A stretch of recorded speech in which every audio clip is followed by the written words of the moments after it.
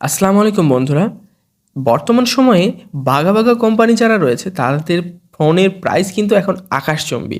তো এই সময় এসে এখন কিন্তু মানে ফোন কেনা বা এন্টি বাজেটের ফোন কেনা কিন্তু দুষ্কর, যে এন্টি বাজেটের প্রাইস কিন্তু এখন অনেকটাই বেশি এবং স্পেসিফিকেশনের দিক থেকে কিন্তু একদম নর্মাল। তো এই সময় এসে ইনফিনিক্সের স্মার্ট সিরিজের একটি চমক নিয়ে হাজির করলো, যেখানে 464 র্যাম রোম পাবেন, থাকছে 5000 এর ব্যাটারি এবং আউটলুকিং জাস্ট ফ্ল্যাগশিপ লাইক।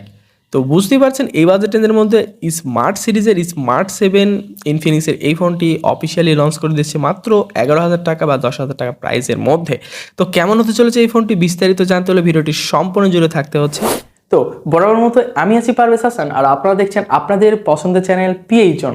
সো এখনও যারা আমাদের চ্যানেলটি সাবস্ক্রাইব করেনি অবশ্যই চ্যানেলটি সাবস্ক্রাইব করে দেবেন এবং পাশে থাকা বেল আইকনটি মাস্ট চেপে দেবেন। তো এই ফোনটা যদি আপনি একবার হাতে নিয়ে দেখেন তাহলে আপনার মনে হবে যে এত অল্প দামে এত সুন্দর ফোন। এটা আপনি জাস্ট আপনার চোখকে বিশ্বাস করাতে পারবেন না যে এত অল্প দামের মধ্যে এত সুন্দর ডিজাইন দিয়ে ফোন নিয়ে এসেছে। তো এই ফোনটা দেখে আপনি জাস্ট এক কথায় চমকে যাবেন। এই ফোনটা রেয়ারে আপনার একটা ম্যাট ট্র্যাকচার পাবেন বা একটা শেপ পাবেন, যেটা আপনার অনেকের ভালো লাগবে আর অনেকের কাছে খারাপ লাগতেও পারে। এবং ক্যামেরা বাম্পের এদিকে আপনার গ্লোসি ফিনিশ, তো এখানে ক্র্যাশ পড়ার সম্ভাবনা আছে, অবশ্যই মাস্ট বি একটা কাভার ইউজ করবেন। এবং ডুয়াল ক্যামেরা সেট আপ দেখতে পাবেন, আর একটা ফিঙ্গারপ্রিন্ট এবং ইনফিনিক্সের ব্র্যান্ডিং এবং ফ্রন্ট সাইডে water top notch display. Overall এই বাজেটের মধ্যে আমার কাছে ডিজাইন যথেষ্ট জোস লেগেছে। এবং এই ফোনটার যে পোর্টস অ্যান্ড বাটন সেকশন, এটাও টুকটাক সব রকমের পোর্টস অ্যান্ড বাটন থাকছে এই বাজেট। পোর্টস অ্যান্ড বাটন সেকশনের নিচের দিকে থাকছে আপনার একটি 3mm হেডফোন জ্যাক, থাকছে একটি মাইক্রো ইউএসবি পোর্ট এবং একটি স্পিকার রেল। আর একদম সাইডে আপনি পেয়ে যাবেন ভলিউম বাটন এবং পাওয়ার বাটন, এবং আরেক সাইডে দেখতে পাবেন একটি সিম স্লট, যেখানে আপনার মেমোরি কার্ডের সাথে দুইটা সিম কার্ড ইউজ করতে পারবেন। তো মোটামুটি বাজেটের মধ্যে ডিজাইন এবং পোর্টস অ্যান্ড বাটন ঠিকঠাকই রয়েছে।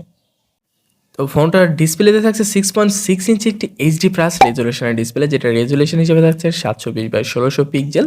এবং এটার পিপিআই ডেন্সিটি থাকছে 269 পিপিআই ডেন্সিটি, আর এটার ব্রাইটনেস থাকছে পিক ব্রাইটনেস 400 নিটস। তো এটা আপনার ডে লাইটে গেলে দেখা যাচ্ছে যে আপনার ভিজিবিলিটি নিয়ে একটু স্ট্রাগল করতে হচ্ছে, বিকজ এই বাজেটের মধ্যে আসলে এটা মানিয়ে নেওয়ার মতো। আর কন্টেন্ট ওয়াচিংয়ের জন্য আপনার কালার কোয়ালিটি জাস্ট ভালো লাগছিল। এই বাজেটের মধ্যে আসলে তেমন কোনো কমপ্লেন করার ইস্যু নেই।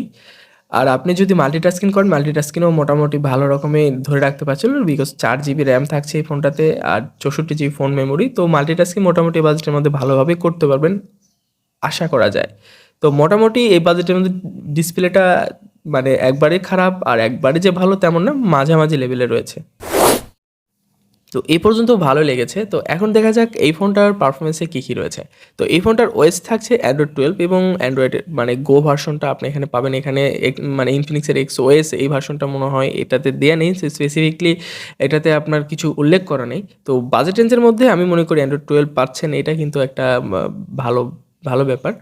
আর এই ফোনটার যে চিপসেট কোয়ালিটি থাকছে A22, আর যেটা 2.0 GHz একটি প্রসেসর, অক্টাকোর প্রসেসর। এই বাজেট রেঞ্জের মধ্যে আমি মনে করি যদি আপনি একদম এন্টি বাজেটের কাস্টমার হয়ে থাকেন, বেসিক যেগুলো অ্যাপস ইউজ করে থাকেন আর টুকটাক গেম খেলে থাকেন, মানে একদম এন্টি বাজেটের যেগুলো গেম রয়েছে, তো সেইগুলো গেম এবং মাল্টিটাস্কিং এবং আপনার মাল্টিটাস্কিং সাথে content watching, day to day টাস্কের জন্য যেগুলো কাজের দরকার, তো সেগুলো কাজ আপনি এই চিপসেট দিয়ে এই ফোন দিয়ে অনায়াসে করতে পারবেন। এটা নিয়ে কোনো চিন্তা করতে হবে না। তো পারফরমেন্স সেকশনে আমি অ্যাজ ইউজুয়াল এই বাজেট রেঞ্জের মধ্যে মানে অ্যাভারেজ রাখতে যাচ্ছি।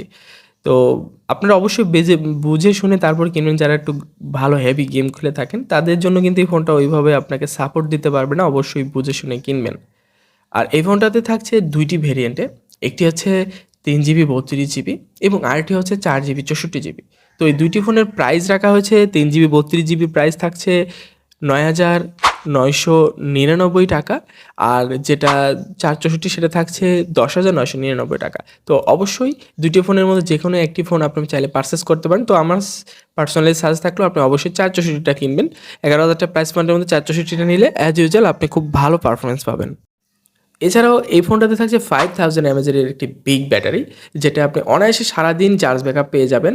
আর এটাতে 10 ওয়াটের একটি চার্জার রয়েছে, যেটা চার্জ করতে মিনিমাম থেকে 3 ঘন্টা বা আড়াই ঘন্টার মতো টাইম লেগে যেতে পারে। তো এক চার্জে আপনি চিন্তা ছাড়াই সারাদিন অনায়াসে পার করতে পারবেন, এটা নিশ্চিত।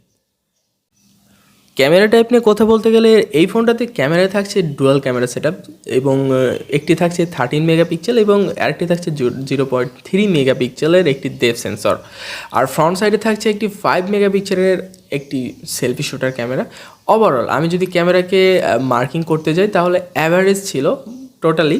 আর ফ্রন্ট সেলফি ক্যামেরা নিয়ে যদি কথা বলি বা রেয়ারের আগে শুরুতে বলি, রেয়ারের আপনি 13 মেগাপিক্সেল ক্যামেরা দিয়ে কিন্তু সুন্দর পিকচার কোয়ালিটি পাবেন। এখানে কালার কোয়ালিটি জোস ভালো ছিল আর কালারগুলো একটু বুস্ট করে দিচ্ছিল, যেটা ন্যাচারালি খুব ভালো লাগে।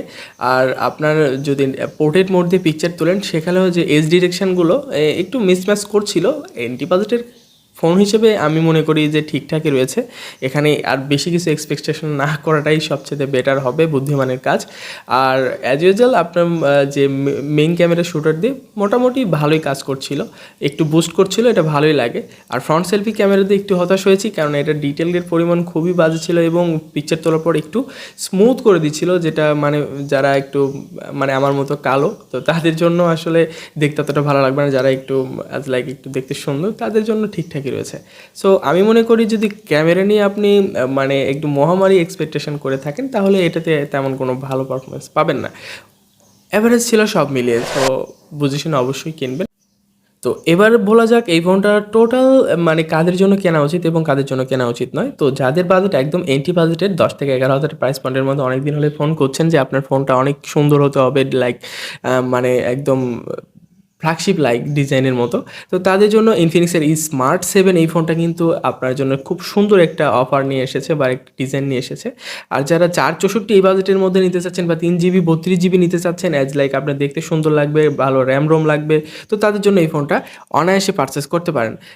সো এই বাজেটের মধ্যে যদি আপনারা গেম খেলতে চান, একদম হেভি ইউজার হয়ে থাকেন, তাহলে এই ফোনটা কিন্তু আপনাদের জন্য তেমন কোনো সার্ভিস প্রোভাইড করতে পারবে না, খুব ভালো করতে পারবে না। যারা একদম মানে বেসিক ইউজার রয়েছেন তাদের জন্য ঠিকঠাক আছে, আর হেভি ইউজারদের জন্য এই ফোনটা তেমন পারচেস মানে উচিত না তাদের জন্য পারচেস করা। তো সব মিলিয়ে ভালো মন্দ আমি সব কিছু ডিটেলে বলেছি। যদি ভিডিওটি ভালো লেগে থাকে অবশ্যই লাইক করবেন এবং সাবস্ক্রাইব করতে ভুলবেন না। আমাদের এই কষ্টটা আমাদের সার্থক হয় তখনই যদি আমরা ভিডিওতে লাইক দেখতে পাই। এবং চ্যানেলটা যদি সাবস্ক্রাইব না করেন তাহলে নেক্সট যেগুলো আপডেট ভিডিও আসবে সেগুলো হয়তো বা মিস করতে পারেন। সো আমাদের পরিবারের একজন হয়ে থাকবেন ইনশাল্লাহ। সো দেখা হচ্ছে নতুন কোনো ভিডিওতে, সে পর্যন্ত ভালো থাকবেন। হে বন্ধুরা, আপনাদের কাছে এই ভিডিওটি কেমন লেগেছে? যদি একটু হলেও ভালো লেগে থাকে চ্যানেলটি সাবস্ক্রাইব করে দেবেন, ভিডিওটি লাইক করে দেবেন এবং বন্ধুদের মাঝে ভিডিওটি শেয়ার করতে ভুলবেন না। তো আজকের মতো এই পর্যন্তই, দেখা হচ্ছে নতুন কোনো ভিডিওতে। আল্লাহ হাফেজ।